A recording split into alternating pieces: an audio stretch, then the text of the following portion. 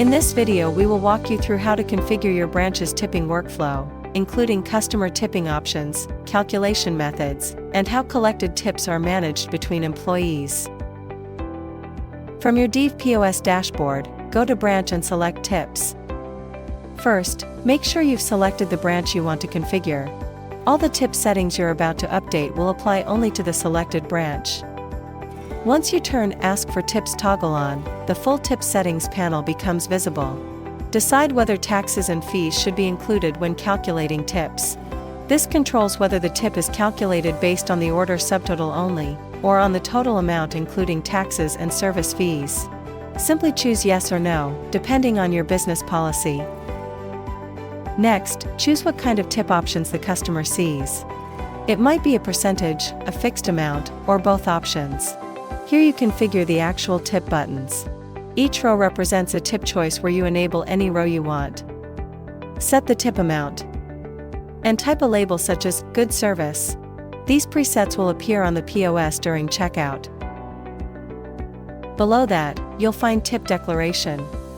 If you enable Tip Declaration, the system will prompt employees to report how much they got in tips before closing their shift. This recorded amount will then be used for payroll processing and legal reporting. The final section is Tip Pooling. This controls how tips are distributed among the staff.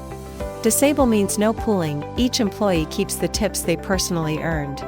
Non-cash only pools just the card tips, while cash tips stay with whoever received them.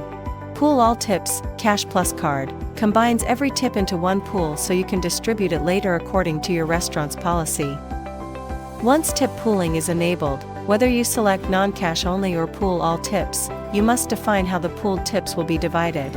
You can do this in one of two ways. By hours, tips are distributed based on how many hours each employee worked. The more hours, the larger the share.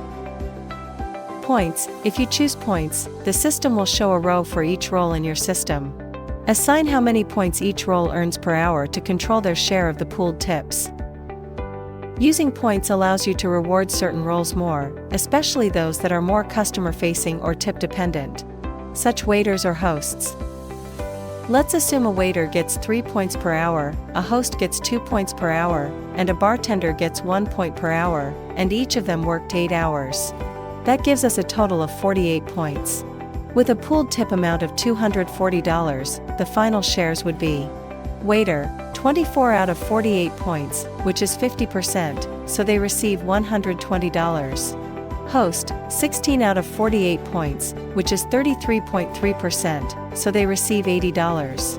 Bartender, 8 out of 48 points, which is 16.6%, so they receive $40.